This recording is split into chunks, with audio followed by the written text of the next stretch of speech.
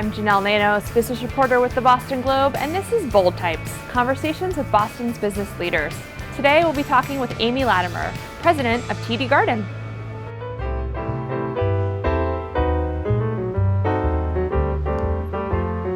Amy, here we are in the heart of the new hub on Causeway, which is in the midst of a big construction project. Tell us a little bit about the heart of the hub. This is the site of the old Boston Garden. This is the new entrance for the TD Garden. All of our fans are going to come right in here. So this is a great palette for us to get people to feel energized and excited before they come in. But also this is a part of our mixed-use development. It is going to change the neighborhood, and I think it helps fill some of the needs in the neighborhood, right? The grocery store and a movie theater, and just we're always short on hotels. And the neighborhood vibe has changed a little bit. It just changes this entire space that's been a parking lot.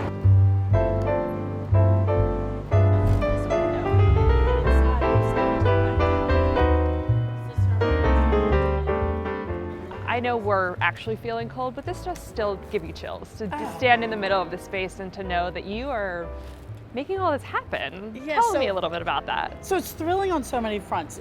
Happy to have the expansion, the development out front, and then the success of the teams, right? The Celtics had a really good season, second round, but to see that Stanley Cup in the ice down there gives you chills more than the ice actually does itself. Like, it's just, to have all this culminate at the same time keeps us busy and a lot of things moving, but it's worth it. It's just so worth it.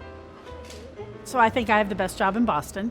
I love coming into the arena, even when there's not anyone here yet, right? Because this is a little bit of calm before the storm. And then all the energy of all the people come in, and it's really exciting. And it's not just Bruins and Celtics and concerts and other events. Like, it's wonderful that we're ever changing, right? And we'll always have a different demographic and different group coming in, but they're always happy to be here. So it's a great place to work. So your history, you have sports in your history. I know you went to college on a basketball scholarship. Tell me a little bit about how that steered you into the TD Garden space. Do you feel like it was just bound to happen? No, actually it wasn't. So I did play basketball in college at the University of Rhode Island, loved it, and I thought I was going to be a lawyer, and I thought I was going to go to law school, and I went to graduate school, and I ended up here for totally different reasons. I was in a totally different space. I worked in political fundraising, and my husband was moved up here, and I had the opportunity to come work to open this building as a consultant. A few months later, they called me back and said, would you like to come back to be the director of marketing? And I had no idea what I was doing. I could honestly say that. I was like, okay, it sounds like a great job. I really didn't understand the magnitude of getting that position and how few and how rare they are. And I have been here ever since, probably 8 different offices, 7 different jobs. What is it about the garden that's just so special to you? You're not a Boston native. You grew up in Maryland. Right. So, how did this sort of magic take over? Well, I do feel like I'm a transplant that's rooted now. So I've always had a love of sports, and I can't say that I was as knowledgeable about hockey growing up in Maryland as I am today.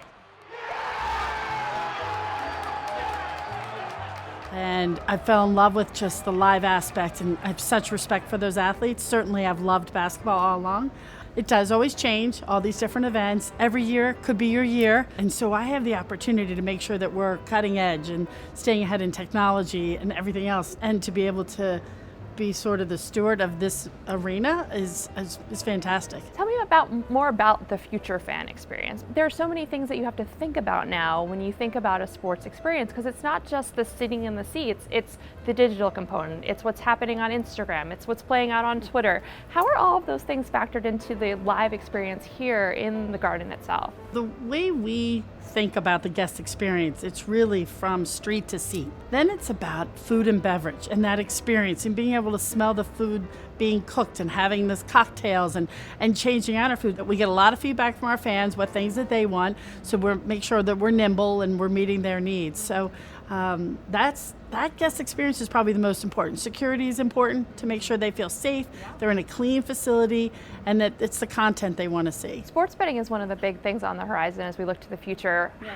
How do you see that incorporated into the game experience, into the live venue experience? I think it just becomes a natural within the building. I think in Massachusetts, I think they'll eventually pass that sports betting will be legal. And I believe that, again, mobile the people are going to be using it on their phones. They're going to be sitting in the stands. It might be about this event, could be about something else. I think that the whole next generation, everyone today is on their phones, but even more so, right? That they're going to want to interact and follow their favorite teams and be able to bet.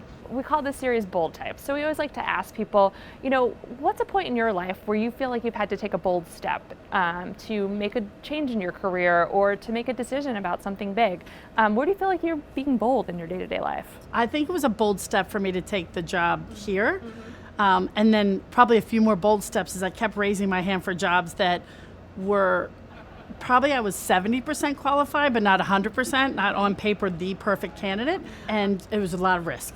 And I actually kind of like that. And I was like, I feel like I can figure it out. I have great people around me. So I think that boldness comes through and keep raising my hand for new opportunities.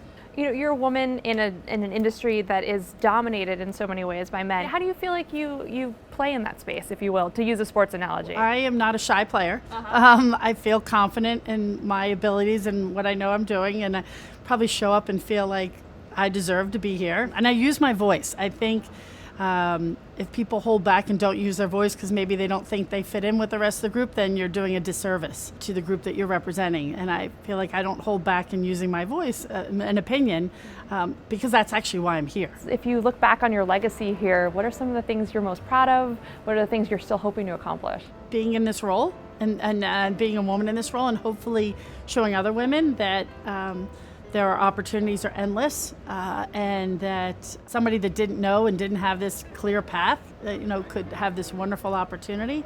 I think working on the development and the expansion out front, and it was the Jacobs family vision, but I'm happy to bring it forward. I will always, I'll probably be 80 driving by that front entrance and think, oh, I had something to do with that. Like, it's just exciting.